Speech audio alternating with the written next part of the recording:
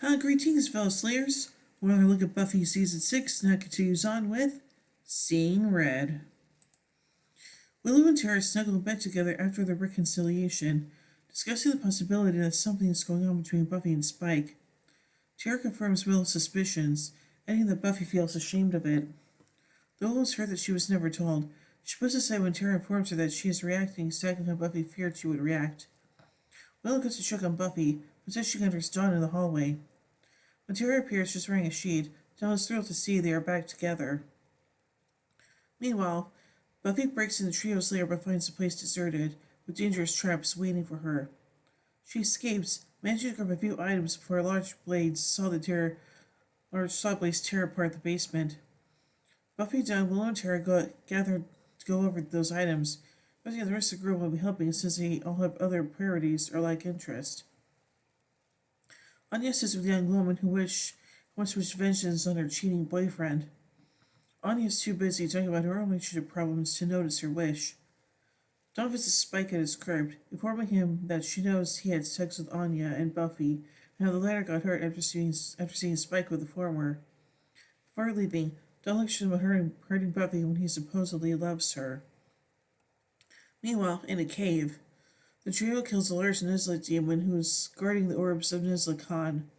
Ward and Andrew make Jonathan wrap himself in the dead Nizla's demon skin to cross a barrier that can only be passed by one of the demons. As he fetches the orbs, the other two conspire against him. The orbs, Warren tests their power and is pleased when he can easily kill another demon. Sander, aghast that Buffy could have been involved with Spike, starts an argument with her. He walks the streets alone, pausing briefly to see her looking on Anya as she works at the magic box. Hints about the bronze, drinking away his sorrow when the trio enters. Warren hits on a former schoolmate's girlfriend. William's boyfriend steps in. Warren fights him off, and several others are these. Xander tries to intervene, but is tossed aside. Warren comes close to killing him before Jonathan and Andrew intervene and remind him of their job tonight. Later, at home in bed, Willow reviews some files on her laptop, but is quickly distracted by Tara. Buffy, injured from the earlier patrol, sets up a bath for herself. Spike shows up uninvited and tries to apologize for sleeping with Anya, explaining he needs her to know he's sorry because he cares about her. And tries to convince Buffy that she loves him and just needs to admit it. She says she has feelings for him, but it's not love because she can't trust him. Spike argues that great love is wild, passionate, and dangerous, but Buffy says that kind of love doesn't last. He then attempts to sexually assault her, saying that she loved him when he was inside of her and that he will make her feel it again. Buffy manages to kick him away from her. Immediately stunned, Spike attempts to apologize, but Buffy says he only stopped because she made him. Xander notices Spike's duster on the stairs. He finds Buffy on the bathroom's floor, a large bruise on her leg. Hides what is happening wants to go after Spike. Will and Tara arrive to tell Buffy they found plans indicating the trio are planning to steal a large amount of money. Xander warns Buffy of Warren's new strength before she rushes off. Returning to his crypt, Spike thinks back on his attempted rape. He pours himself a drink but crushes the glass in his hand. Just then, Clem comes by and Spike begins to question why he almost did it, why he didn't do it, and what Buffy has done to him. He says he feels a chip in his head, and the things between Slayers and vampires were clearer before Buffy. He realizes now that the chip wouldn't allow him to be a monster, yet he can never be a man. Clem tells him that things change. Spike's like his idea and tells Clem that things do change, if you make them. Warren turns over an armored car loaded up with money from a big weekend at an amusement park. Buffy shows up and fights him, but he quickly gains the upper hand. Warren taunts Buffy with his supposed mastery, boasting he's fighting best as a Slayer when no one else has ever done so. Jonathan jumps on Buffy's back and appears to be fighting her, but he quietly informs her that she needs to smash the orbs to defeat Warren. Warren overpowers Buffy and has her at his mercy, but Buffy, noticing the pouch containing the orbs of Nizla Khan undispelled, grabs and destroys them, kicking the now-depowered Warren in the chest. Buffy advances and Warren uses his hidden jetpack to escape into the sky, Robert swearing that he will take Buffy down. Andrew reveals that he too has a jetpack, but tries to escape. He knocks himself out on the overhanging roof above him. As the cops haul Jonathan Andrew off to jail, Jonathan realizes he was the only one with that jetpack and the two were about to betray him. Meanwhile, at the city limits, Spike boards his motorcycle, leaves Sunnydale. He makes a promise that, when he returns, things will be different. The next day, Will and Terry get dressed and, while hugging, Terry notices Xander and Buffy in the backyard together. Buffy and Xander begin to discuss Buffy's relationship with Spike.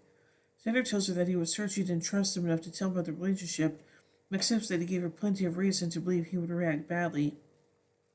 The two accept they made some very bad choices recently, but know they can't imagine life without the other.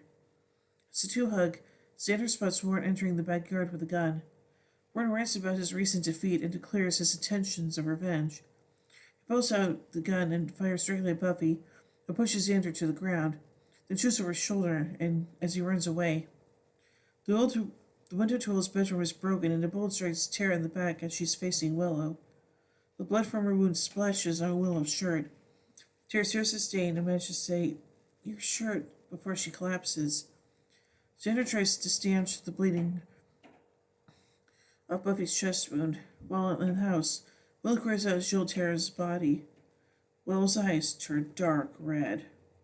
Dun dun dun. So anyway, let's take a look at some continuity surrounding this episode. Anya talks about steps leading up to her wedding, including the apocalypse, the back from the grave, and finally standing there in that beautifully expensive white dress.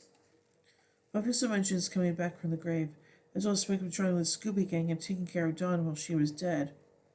Sanders lament that he is part fish, recalls his brief tenure as a member of the Sunnydale High swim team and Go Fish. Dawn refers to Andrew as that other guy, continuing the running joke about nobody remembering Andrew's name. Also present at Gone, Two to Go, Grave, Never Leave Me, Turbulence, and Own It Part 5, It's On You. Buffy tells Spike she can never trust him enough for what she feels for him to be in love. And Lie to Me, Buffy told Angel she loved him but didn't know if she trusted him. While they allude to the event of Beneath You, Buffy and Spike only discuss the attempted rape years later in Triggers. Buffy has been sexually assaulted before in episodes such as Halloween, Faces, Go Fish, and The Pack. Buffy was also sexually harassed in Anne and Helpless. She was also under the legal age of consent in California when she lost her virginity to Angel in Surprise. Fake sex with Riley whilst in Buffy's body and Who Are You could also be construed as rape. Spike's sort of within this episode motivates him to regain his soul, which he'll receive in Grave. Spike says, "It won't let me be a monster, and I can't be a man. I'm nothing." This mimics what Buffy said to him in Smashed. Clem echoes Spike from Lover's Walk, "Love's the funny thing."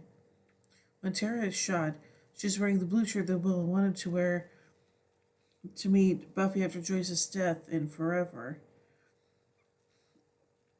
From Tara's gravestone at Help, her death occurs on May 7th, 2002, which is the original air date of this episode.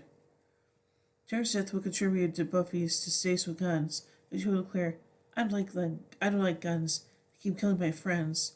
She describes them as never helpful and never useful, and will affirm, "I'm not really a fan of guns, and Slayers don't use guns." Andrew was responsible for Tara's death and tried to resurrect her in Return to Sunnydale Part 2. The time period spanning from the last scene of this episode up to the end of the season will take place within 24 hours. So anyway, let's take a look at some production notes here. This is the last episode of the series written by Stephen DeKnight. Amber Benson is added to the opening credits for this episode only. Joss Whedon wanted to kill off a major character in the same episode in which they first joined the series, which he originally intended to do with Jesse McNally in Welcome to the Hellmouth. This will be the last time in the series in which someone is added to the main cast. About the scene in which Spike attempts to rape Buffy, Jace Marsters stated, quote, "I'm proud of it artistically, but as a human being, I never want to do a saying that again, and I will always refuse because I know what it does to me," end quote. According to Marsters, the bathroom scene came from a writer's personal experience. Quote, "One of the writers, a female writer, had a situation in her life where she was and and her boyfriend were breaking up, and she decided if she just made love to him one more time, they wouldn't break up. She ended up trying to force herself on him and decided to write about that. The thing is, if you flip it and make it a man forcing himself on a woman, I believe it becomes a whole different thing. I'm not sure it expressed what the author was intending, and on that score it was not successful. End quote. According to Jane Espenson, Spike's line about getting what Buffy deserved were intentionally misleading to the audience. Quote, where we wanted you to think he was gonna go get the chip. We knew the whole time from the very beginning he was gonna go get his soul. And when he says, I want Buffy to have what she deserves, he means a lover with a soul. Very vague, and if we are vague, we're vague for a reason. End quote. Alison Hannigan has described that getting the show Tara's blood spraying onto Willow's shirt was incredibly difficult because they only had 2 shirts. The wardrobe department kept washing the shirts but did not have time to dry them, so the shirt was wet in most of the takes.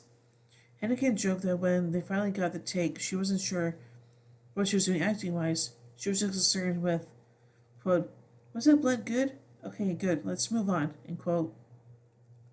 By the end of the film with Tara's death scene, Sarah Michelle Gellar and Amber Benson were crying, quote, a really close friend of all of us at work had just passed away, and it brought all of that back, end quote. This episode begins a tradition in television shows created by Joss Whedon, in which a character's lover is killed/injured in front of them, and their blood sprays on the character's clothing and face. Tara's blood sprays on Willow in this episode when she is shot. Later, on Angel, Fred becomes fatally sick after being infected by Illyria. She coughs off. When Fred becomes fatally sick after being infected by Illyria, she coughs off blood onto her lover, Wesley. In Whedon's Serenity, the character Hoban Washburn is killed by a harpoon near the side of the ship, and his blood sprays on his wife, Zoe. In Dollhouse, this happens twice. The character Bennett Halverson is shot in the head, and her blood sprays on the man she had just kissed, Topher Brink. And Melly shoots herself in the head, her blood spraying on the face of her lover, Paul. So let's take a look at some broadcast notes. This episode was transmitted to Canadian affiliates a week early by accident. Although none of them broadcast the episode by mistake, the episode was leaked onto the internet more than a week before it was meant to air. UPN did not transmit this episode incorrectly. The mistake was made by Fox International satellite uplink facility. Several scenes were cut out during its first airing on the BBC in the UK.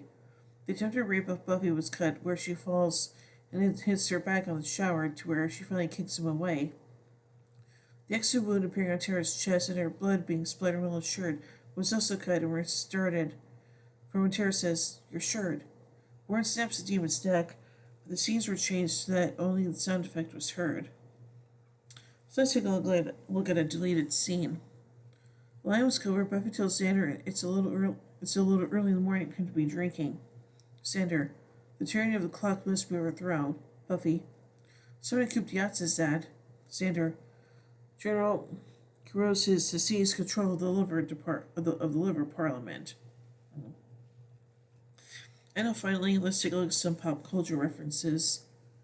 The figurine Buffy looked up and discussed in the Trio Slayer as a model of Vampirella, a sexy vampire heroine from comics. The songs in the Trio Slayer are placed like the ones in the movie Indiana Jones and Last Crusade. Andrew calls the demon Pufnstuf, a reference to the children's television series Age of Pufnstuf. Warren says Andrew, just stay frosty, a quote from the 1986 film Aliens. Andrew calls Jonathan a skin job, a reference to the film Blade Runner. Jonathan calls an ordinary Warren Charles Atlas, referring to the famous bodybuilder. Andrew describes Warren as Picard and Jonathan as Deanna Troi, referring to the human captain and the Betazoid counselor from Star Trek The Next Generation. Xander identifies Trio's writings in Klingon, a language from the Star Trek universe. Xander says Warren's gone almighty mouse, referring to the super strong animated character. Clem mentions there's a marathon of the TV series Knight Rider. When Spike complains he can feel the chip squirming in his head, Clem suggests a wet cloth. In the film Total Recall, the main character uses a wet cloth to block a signal from a tracking chip in his head. Obviously, Warren pulled a Rocket Man, the title of an Elton John song.